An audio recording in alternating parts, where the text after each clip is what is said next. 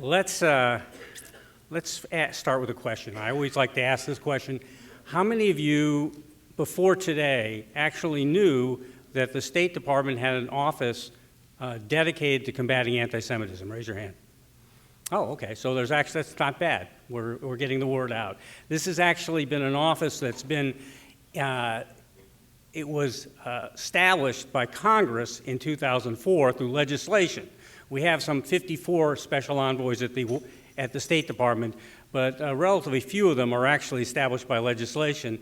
And in 2004, this was one of the very few issues in Congress today that is truly bipartisan. So Democrats as well as Republicans were chief sponsors of this legislation, and Congress remains a key part of this larger fight against anti-Semitism. I like to say usually that perhaps the most important thing we do in our office is what I call getting it right. Because we are not so particularly important in the office. It's much more important for us to tell the Secretary of State, the White House, what is the true state of anti-Semitism? What is it like? And it's really, really important that we don't oversell as well as undersell. So we got to get it right. So when I think about getting it right, I often hear when people talk about anti-Semitism, people say, you know, it's the 1930s all over again. We're reliving the 30s. And there are some parallels, and I can give you some parallels. Perhaps we'll go over them some today. But I want to tell you, I don't think it's the 1930s. I don't think it's 5 years to Auschwitz. Now, we don't know. None of us can see what is going to happen 20 years from now. We can't see that far over the horizon. But in the next few years, we're not going to see what we saw in the 30s. But that doesn't make the problem small. The problem is really significant. What do we see? Well, I think if trends continue, and that's a big if, and that's generally we perceive as bad trends, if trends continue, we could see the end of some Jewish communities in Europe. Not a large community like France. French Jewish community is not going away totally. But smaller communities, more vulnerable communities, communities that, some case, the young ones have been around 500 years. The older ones have been around 2,400 years in places like Greece and Turkey. That's what we face. We also face, we don't face as some minorities right now. If you read the news, you read about Yazidis on the plains of Nineveh being forced to dig their own graves and being shot into them by ISIS. These are Holocaust-like type of stories. That's not happening to Jews. It is not happening to Jews. But we do expect, again, if these trends continue, it's highly likely we will see some Jews being killed in smaller numbers, like at the kosher grocery store in Paris, like in Copenhagen, like in Toulouse, where 3 little children were gunned down, point blank shot in the head in 2012. That I do think we can see. So if it's not the 1930s, it's still a very dire situation. And as I said, we don't know what the long term will hold. So if that's the case, how do we analyze what is going on? Because you can't really begin to combat this. And the State Department, the office I work in is called the Office to Monitor and Combat Anti-Semitism. So you have to monitor before you can combat. So what do we see? Well, I think for me, the tool I use most often in analyzing this is history. And the best example in history of success in a human rights battle like this is the Soviet Jewry movement. I'm sure many in this audience were involved in one way or another. And in the 1960s and the 1970s, when that movement began, it was far from certain that it would be successful. It was a gargantuan task. But as difficult as that task was, it is simple compared to what we face today. What we face today is much more complicated. In the Soviet Jewry movement, to solve the problem, we essentially had to go to one address. That address was the Kremlin. If the Kremlin decided to let go of Soviet Jews, we would be successful. Here, we have literally dozens of countries, and I can't tell you in any given country one address we need to go to. There are, in every country, multiple addresses we have to go to try to solve this problem. Let me give you an example. We look at a lot of polling data. One of the most interesting was done by something called the Fundamental Rights Agency of the European Union, FRA. And FRA, about 3 years ago, did a survey of the Jewish communities in the European Union, 8 Jewish communities, representing roughly 90–95% of the EU Jews. And it was asking a number of questions of them about anti-Semitism, how they experience anti-Semitism. What I found most interesting was a question like this: have you thought of leaving your home country because of anti-Semitism over the last 5 years? Now, remember, this is before Toulouse, this is right around Toulouse, but before the riots in the wake of Gaza, before the killings in Paris, before the killings in Copenhagen. 28% of EU Jews said, yes, they've thought about leaving. In Hungary, the number was 48%. In France, again before all the crisis, 46%. Now, if you knew nothing more, you'd think that Paris or France and Hungary face basically the same anti-Semitism. And nothing could be further from the truth. In Hungary, you have the old-style, xenophobic, ultra-nationalist, ultra-right-wing anti-Semitism. And in fact, in Hungary, we have a party called Jobbik. Jobbik, if you want to find parallels to the 30s, here it is. Jobbik is deeply anti-Semitic ideologically. It has the second most popular party in Hungary today, and it has street militia to go after its enemies. Now, find a parallel in the 30s? Yeah, I can find one. That's not the Nazi party before they came to power in Weimar Germany before 1933. And to make it worse, Greece has the same type of party, Golden Dawn. Not the second most popular party, but the third or fourth. So Hungarian Jews face that old-style anti-Semitism. But they don't face violence. They are not afraid of violence. Now, right now, Jobbik commits violence against Roma, and perhaps someday they'll move on to Jews, but they haven't yet. But in France, yes, Jews of France face that old type of right-wing anti-Semitism, but they also face extreme left-wing anti-Semitism. They also face anti-Semitism, which I might call populist. You see it in the comedian Dieudonné, who is supposedly from the ultra-right, but has many followers on the ultra-left and in immigrant communities, and communities from North Africa that have now citizens of France. And ultimately, the Jews of France today face violence from a small, and I want to emphasize, a very small percentage of Muslim French. Now, it doesn't take a lot to terrorize a community, and that's what's happening today. So what needs to be done? Well, the first thing that needs to be done is security.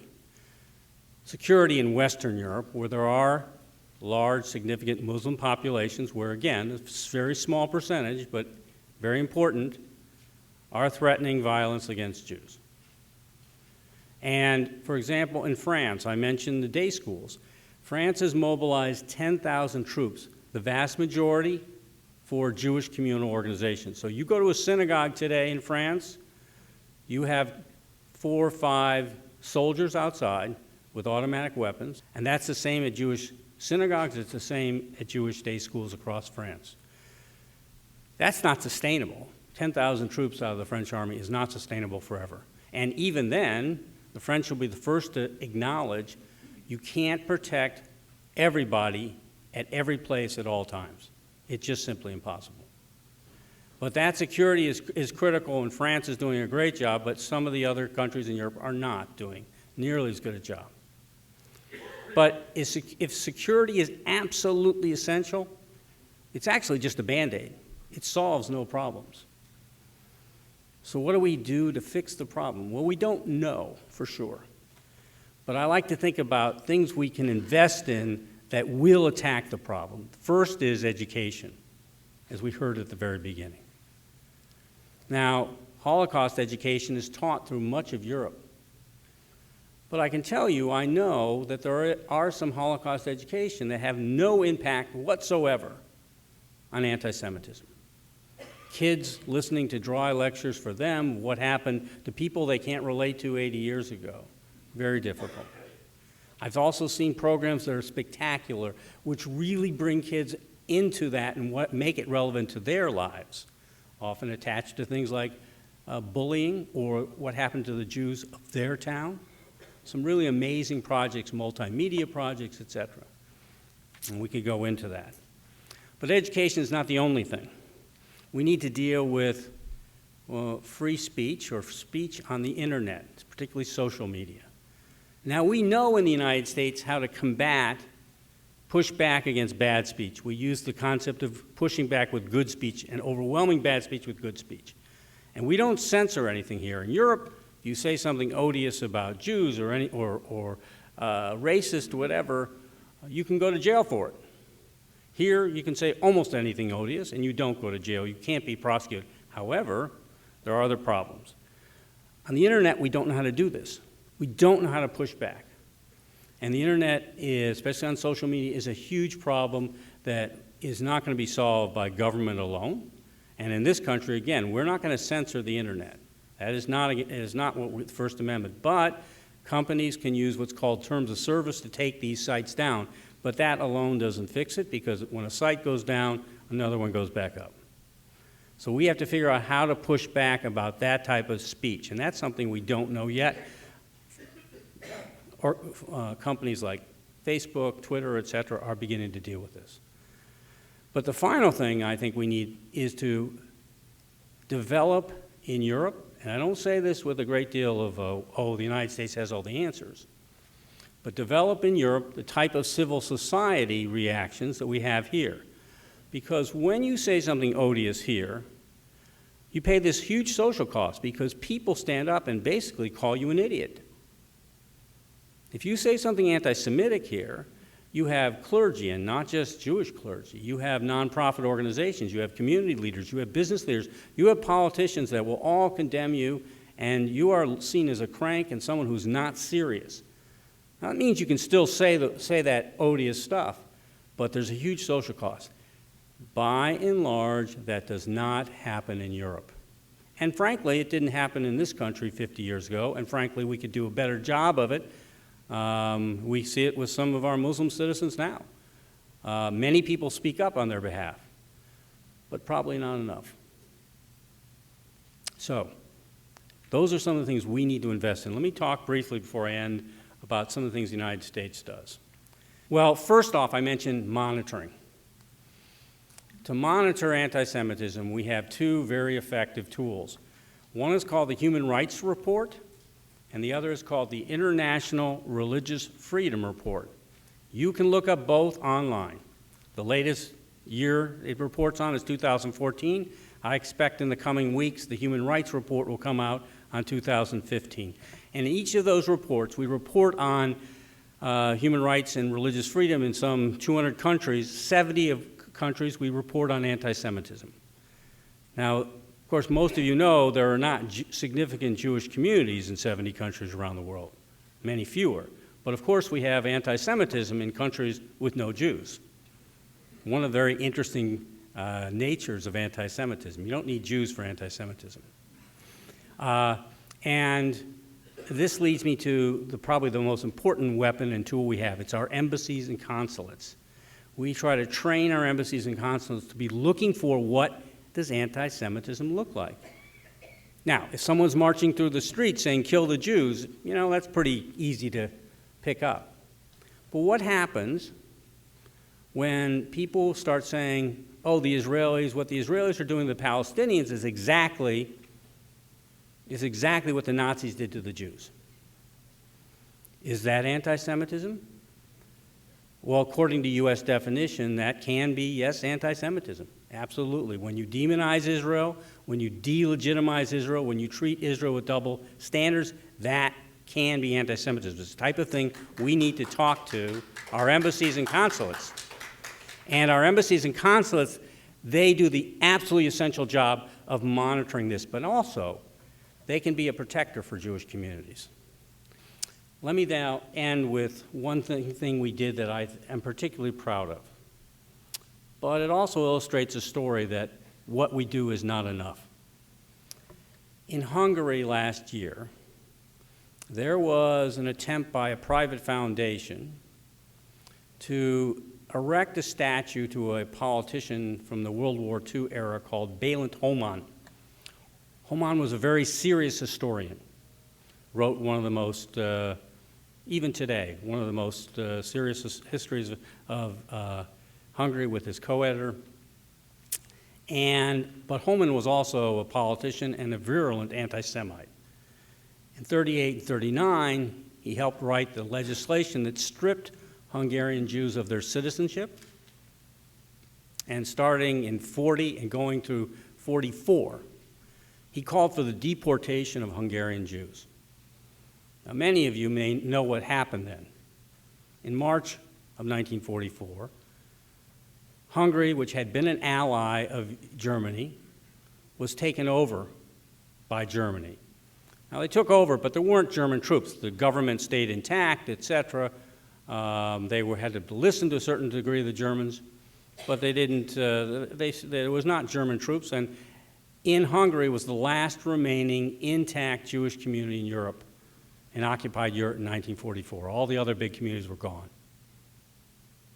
And in 7 weeks, between May and July, 430,000 Hungarian Jews outside of Budapest, not inside Budapest, outside of Budapest, essentially all the Jews outside of Budapest, were deported not by German soldiers, but largely by Hungarian gendarmes and Hungarian bureaucrats to Auschwitz. 430,000 in 7 weeks. Only 10% came back. That's who Homan was. He wasn't fully responsible, but he was one of the people responsible. They were going to put a statue up to this guy. Worse, though it was a private foundation, the local government was going to pay about 20% for that statue, and the national government was going to pay 80%. And people started complaining. People, Hungarian Jewish community, our ambassador, another one of our diplomats, various Jewish organizations, etc. We were talking to Hungarian ministers, said, yes, we know this is a bad thing, we think it's wrong, but there's nothing we can do about this. The money is allocated, etc. And it was allocated by a previous government. Well, same prime minister, but a different minister. And we said that's not adequate. And so we went to allies, because we can't do this alone. So the State Department, and not just one bureau in the State Department, there's many bureaus. I can do very little without the cooperation with other bureaus. Various bureaus in the department came together. We began calling our allies, other ambassadors, etc. We can't really lobby, but we can tell people what's going on. So we began talking to Jewish organizations, multiple Jewish organizations, about the situation, many of whom had already spoken out against it. But most of us kind of thought there's nothing, it's going up by the end of December. This guy's 130th birthday was on December 29th. The government kept saying it's going up, there's nothing we can do, it's going up. But the organizations got involved. Hungarian American group got involved. Congress got involved. Bipartisan, there are a new 70-person task force on anti-Semitism in the House, and Senator Ben Cardin in the Senate, and that task force, there are 8 co-chairs, 4 Democrats and 4 Republicans, wrote to the Prime Minister. And then 3 of us, senior State Department diplomats, went to Budapest on December 15th to hold a seminar with historians to talk about Homon's history. So there was a whole concerted campaign, European Jewish organizations, American Jewish organizations, human rights organizations that were not Jewish, Hungarian Americans, Congress, the Holocaust Museum did this huge fact sheet on Homon. And guess what? The morning of December 15th, there was a seminar. The afternoon, the Prime Minister said, we found a way to stop it.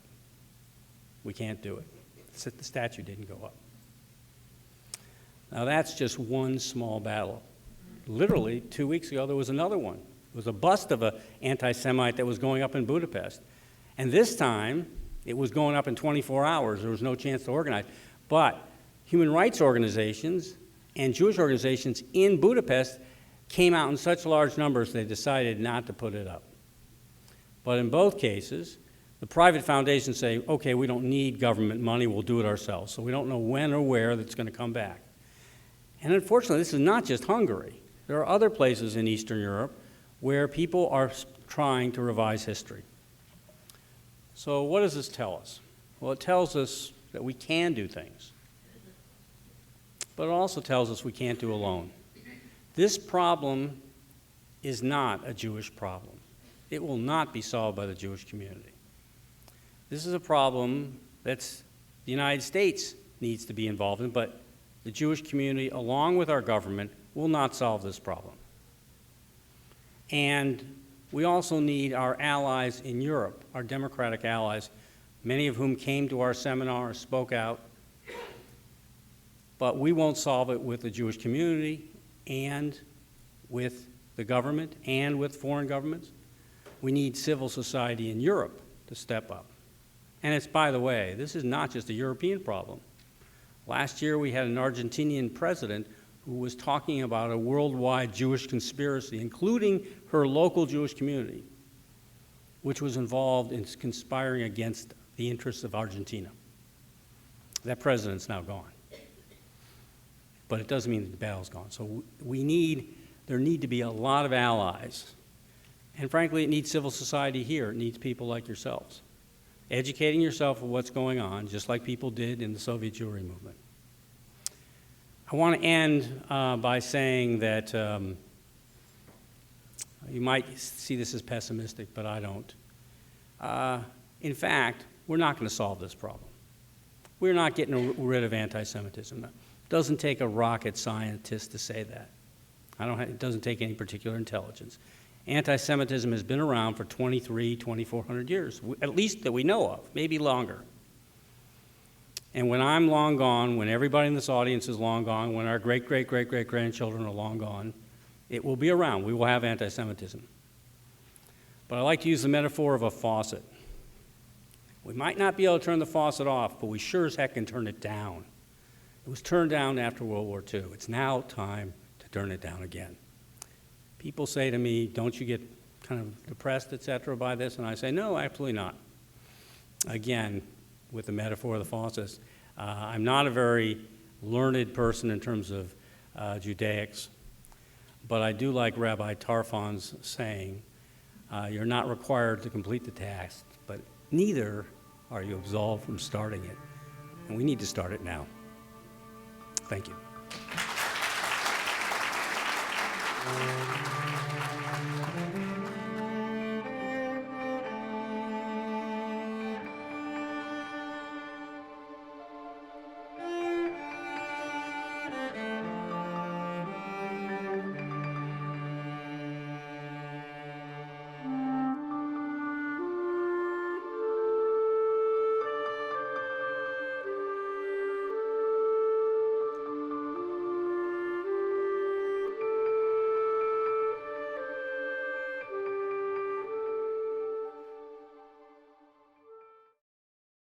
We would be pleased to send a complimentary DVD of this program to anyone who wishes to support JBS, the Jewish Broadcasting Service, with a tax-deductible gift of $36, double chai or more, to the nonprofit organization Jewish Education in Media. Simply visit the JBS homepage and click on the Donate button to make a donation by PayPal or your credit card. And please indicate the program for which you would like a DVD. Or you can send your tax-deductible check made out to Jem, Post Office Box 180, Riverdale Station, Bronx, New York 10471. And again, please remember to indicate which program you would like to receive with our compliments. And we thank you for your kind support.